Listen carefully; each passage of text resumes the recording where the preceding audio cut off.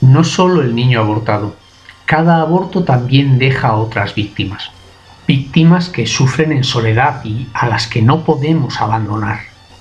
Es el caso de un joven que llamaremos Carlos.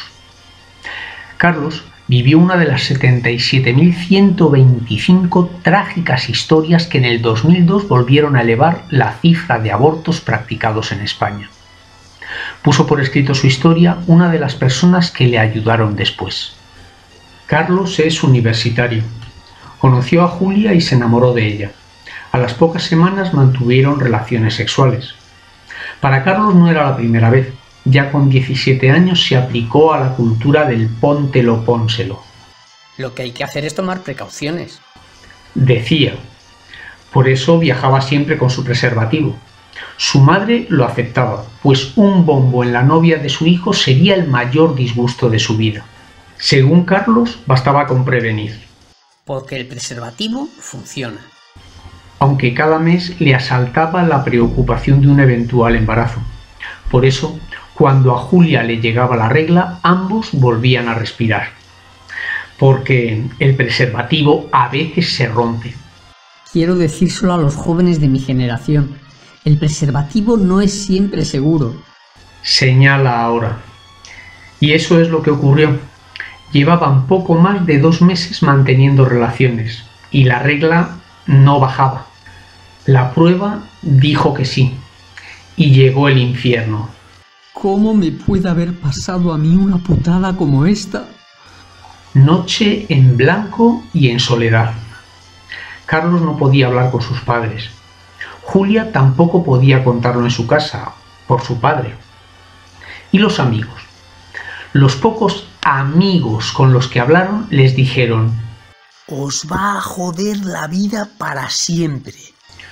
Julia pensó que no estaba preparada para ser madre, y Carlos debía apoyarla en su decisión. Solos en el mundo, decidieron hacerlo cuanto antes. Poco tiempo después del test de embarazo, fuera el paquete. Los primeros días fueron de liberación. Se habían quitado un peso. Volvieron a reír y a disfrutar de la vida. Pero la conciencia acusadora reapareció al cabo de un mes. No me apetecía jugar al fútbol, ni salir de copas. A veces no podíamos dormir y se nos quitaban las ganas de comer. Éramos alegres y nos sentíamos cobardes. Todo te habla de embarazos y niños. Te sientes aludido por la palabra asesino. No, siento que no merezco pasarlo bien jamás. Cuenta Carlos entre lágrimas. Carlos está arrepentido. Sabe que Dios le comprende y le perdona, aunque todavía no lo vive. Espero poderme perdonar algún día. Se traga el orgullo ante la experiencia de su debilidad y limitación. Mientras tanto, quiere ayudar a los jóvenes para que salgan de la superficialidad vital.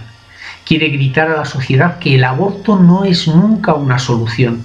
Existe el síndrome postaborto. La realidad se impone. Si alguna vida no merece la pena, ninguna vida merece la pena. Ahora, Carlos pelea por recuperar la dignidad perdida. Sigue con Julia, aunque ya no mantienen relaciones sexuales.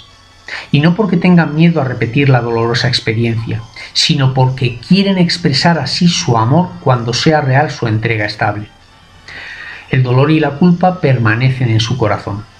Y Carlos quiere redimir el mal irreversible al contar su testimonio.